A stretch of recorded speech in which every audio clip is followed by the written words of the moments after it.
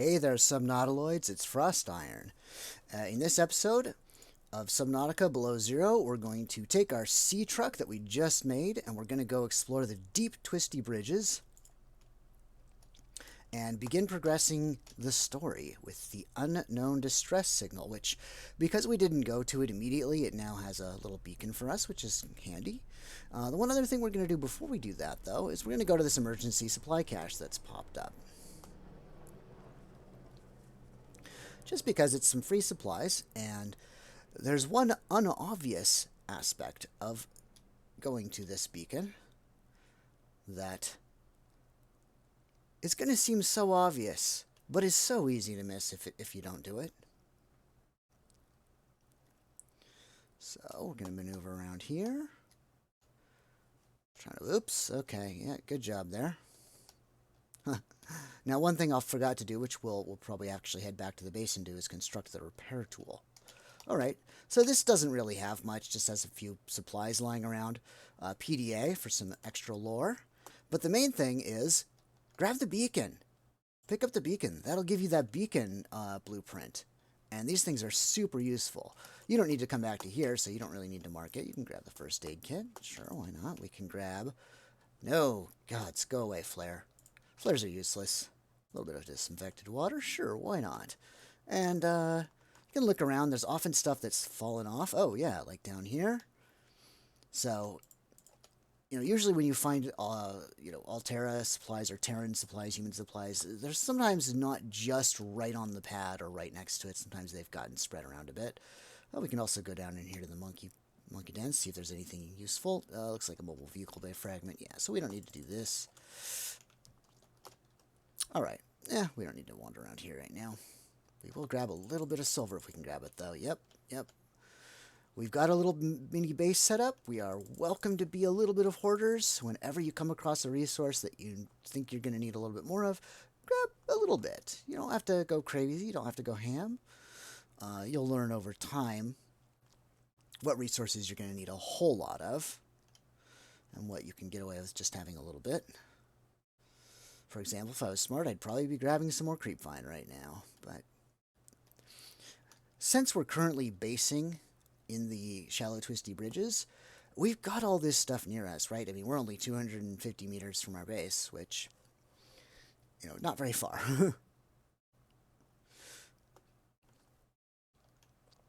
So for the sake of time, for the sake of video, I'm certainly not going to make you guys watch me hoard resources on stream. That would just be silly. Yeah, okay, but we do, now that we have the Seatruck, we want to build our repair tool because it's pretty easy for the truck to get banged up. We've run into a few things. It's down to 97% already. And creature attacks can badly damage it. So I know we need a crystalline sulfur, titanium, and silicon. Okay. So we got that. All right, so we have everything we need. Nice. Also, this is sort of a cheeky way to get a free battery because it doesn't require any battery components to make, but it comes with a battery. So you'll see it's full on battery, and if we wanted to, we could even pull the battery out. Just a cheeky little thing.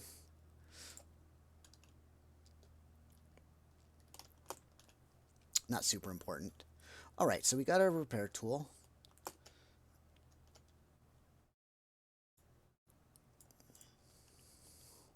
And yeah, you can see the power and health down in the lower right-hand corner. Even though it only takes one power cell to construct, the Seatruck comes with two, so it has a decent amount of power. It takes a while for it to run out of energy. I don't think I've ever come close to really running out, and somewhere on the near horizon is going to be building the battery charger, and then eventually we'll also get a power cell charger. But for now, we're going to go down and explore the Deep Twisty Bridges. Now, off video, in between the last two episodes, I constructed the rebreather, whose pattern we'd unlocked, and I built the second high-capacity O2 tank. So, definitely definitely want the rebreather if you're going to be coming down and doing this. What was I caught on there? I don't know. Anyhow, we're just going to park our truck. We want to park it above 150 so it doesn't self-destruct. And we're going to head down. For this, you do want to make sure you've at least got decent battery power in like your Sea Glide. Oh, there's a little PDA sitting here. Grab that for more lore. There's going to be plenty of plants down here. They're pretty visible. There are a couple of dangerous creatures down here.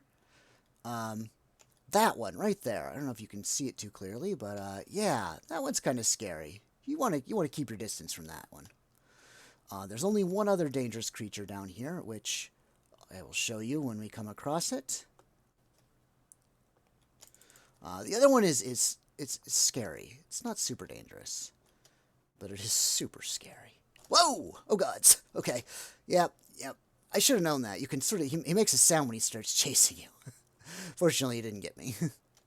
Now he wouldn't have killed me, and I think I have 3 first aid kits. We would have been fine if you got some first aid kits and generally keep your distance. You should be okay. Don't worry too much about getting just absolutely murdered by the creatures. Really, it's going to be your own foolishness, not watching your oxygen, getting lost, panicking, that's going to be your real enemy. In fact, that's one interesting thing about Subnautica. That is true in real life as well. Sometimes the creatures can be dangerous. They can hurt you, but really it's going to be your own mistakes that are going to get you killed. Most of the time. I mean, Subnautica having giant leviathans that can munch your face off, Although, to be fair, they do a fairly predictable amount of damage that won't kill you from full health generally. So I guess I'd rather be killed by I'd rather be attacked by a leviathan than by a great white shark. Go figure. Now, of course, I'd rather swim around 100 great white sharks than a single leviathan, because great white sharks generally don't attack humans unless it's an accident. Leviathans, not so much. They seem pretty happy to attack us. So, pick your battles, I guess. Oh, what is that? Oh, some gold. Sure. We actually don't have too much space here, though, so what we really want to grab is lithium if we see it. We already got some diamonds. We do need some diamonds, but for now this should be enough for what we need.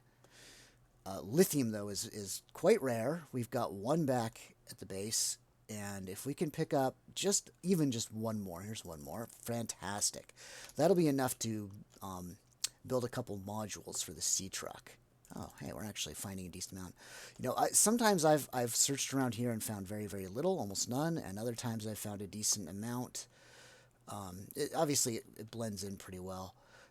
We're getting a little low on oxygen, though, so we're going to stop gathering for a bit, and we're going to swim around. Oh, yeah, we also want to grab some of these gel packs. We don't need them immediately, but it's easier just to have them now. Maybe grab 4 of them. Should be good.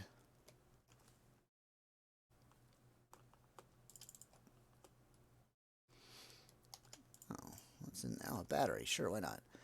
Okay, I haven't been keeping track of our modules, so... Oh, that was the 3rd one for the storage module. Fantastic. That's actually what we were down here for. But there's also the fabricator module. So I'll see if I can happen across 1 piece of the fabricator module. I'll be happy for now. So yeah, we're almost out of space. I would take 1 more lithium, too, if I could get it. Yes, no, maybe so.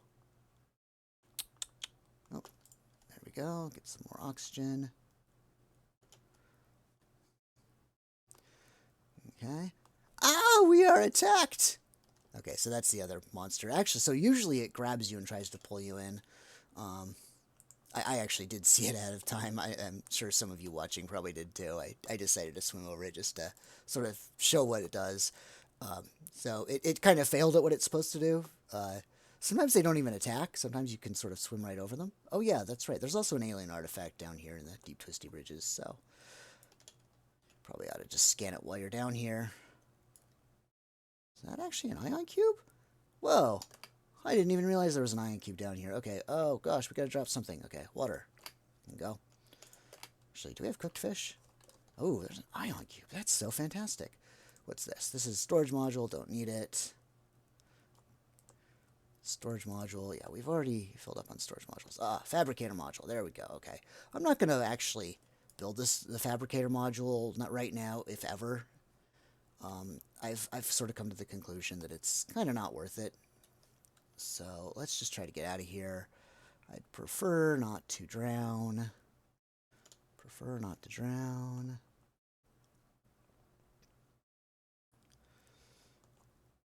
Come on, oxygen. We have a whole other tank, so we're not actually going to die, even if we ran out.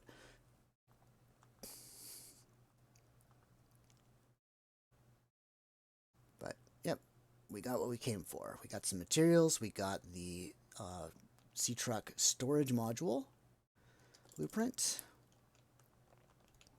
Most importantly, we got a bit of lithium, and we got diamonds, both of which are things we're going to need.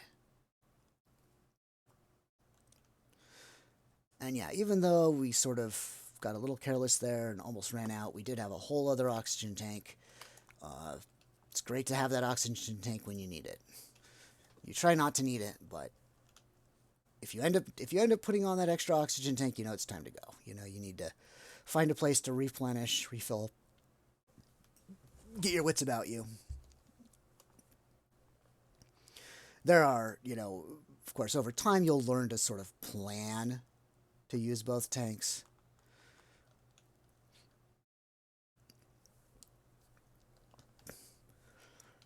But because your full oxygen bar is actually more than a single tank, it's usually good to keep that second tank as a reserve. And in fact, real-life scuba divers do something similar. There's a principle of one tank out, one tank back that basically means you can take your time getting out there on the one tank, but once you swap to that second tank, you are using that tank to get back so that if there's anything that happens on the way, you'll still be okay with air. That has sense more for people that are diving down deep. They'll use more tanks to get back than they will to go diving. They might take one tank that they can go exploring on and have two tanks for getting back on just because they want to be extra safe. Same principle applies in Subnautica, the video game. You want to be safe. Don't want to lose your stuff. Alright, so we were going to make a Seatruck module. The other thing we would very much like to make, if we can, is this Seatruck depth upgrade so that we can actually go deeper. So 1 plasteel ingot and 2 enameled glass. I don't know if we have enough quartz for that. I think we might have used up all our quartz. Got 1 quartz. Yeah, so we don't really have any quartz. So we can't actually make that one yet. Let's put everything in, and then we can pull it out as we need it. Oops. Yeah, my food already kind of rotted. Oh well. You can eat it anyway. You can't stop me. You're not the boss of me. Really don't need to carry around 3 of these things. Alright, so the other thing we want to build is this storage module. So plasteel ingot, wiring kit 3 lead. That we should be able to do. Those are 3 lead. We're going to need 2 lithium to make the ingot. We actually are a little short on titanium, of all things. Oh, we've got a titanium ingot, though. Okay, perfect. And then what else do we need? A wiring kit. Cool. So, we can make a plasteel ingot. This is why that lithium was so valuable, is because we need it to make most advanced recipes. Wiring kit. And then this is going to be a huge upgrade for our Seatruck.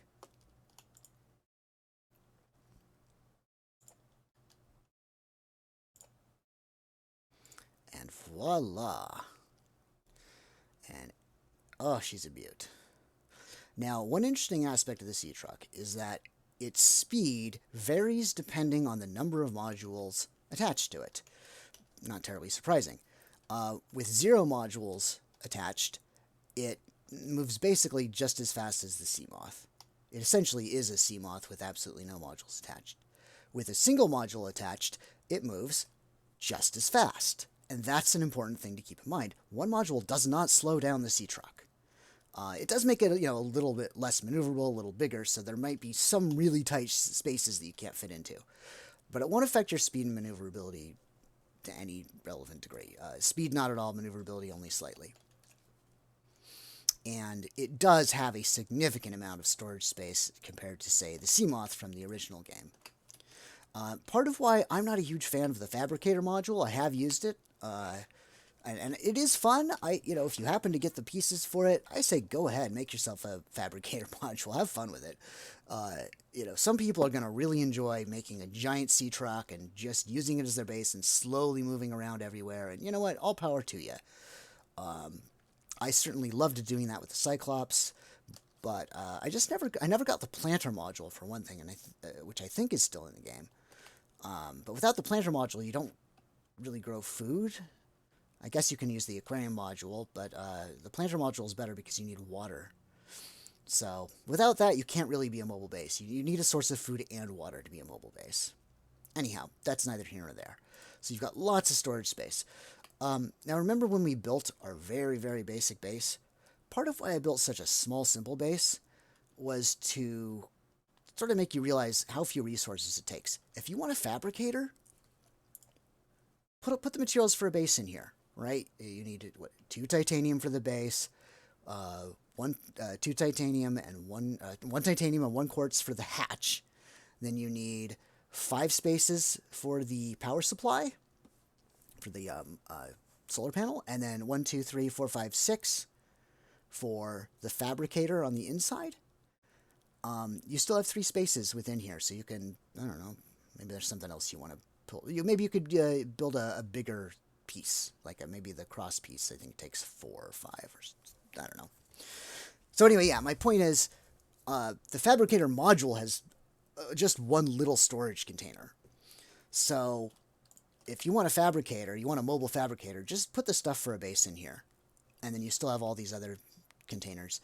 And just imagine, I mean, if you had a fabricator car attached to this truck, it would be slower. The second one slows it down by about 30%. It's a pretty significant speed reduction. So if you really want 2 cars attached, just build another storage module and carry a mobile base that you can build. So that's why I'm not personally a fan of the fabricator module. But, again, try it out. Feel free to build it. Reach your own decisions. Whatever. Anyway, we're done with that. We got our storage module. So I was going to advance the story, but I think that's good for this episode. I'm trying to keep them short. So the next episode will be going back to the Twisty Bridges to finish them off. We're going to go check out that alien distress call origin. All right. Hope you enjoyed. Thank you for watching, and always remember to save.